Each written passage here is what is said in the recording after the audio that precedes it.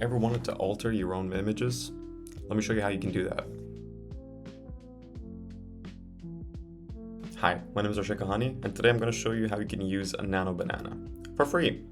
So, what is Nano Banana? Nano Banana is the latest and greatest photo generation model from Google, and basically how you can access it for completely free is to go to aistudios.google.com.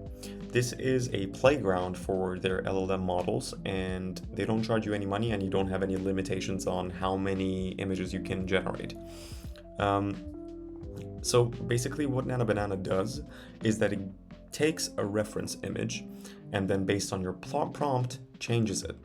So for example, here in FlowHunt, I generated an image of a 23-year-old. I think he looks a little older than 23, but yeah, I said a realistic 23-year-old with a mustache.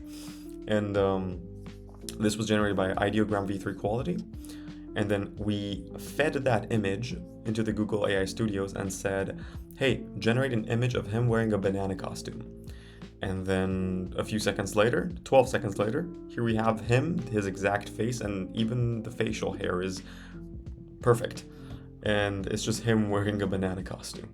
So in FlowHunt, what you can do is to go to Photomatic section on the top left and choose a Nano Banana, which was recently added. So it's the second model that you can choose from Google Gemini, Nano Banana. Just click on it, and then down here you can add a reference photo. So we added the same reference photo, and we said generate an image of him wearing a knight armor. So now that we click on generate, we should see the generation going through, and also you can keep on changing it. Make the banana suit purple, for example. And let's see how it works. And now the model should be changing it to a purple suit. And here we can see that we have the same guy in a knight armor. And if we further change it, here's the same guy. It's pretty much the exact same image. Even the wrinkles are the same.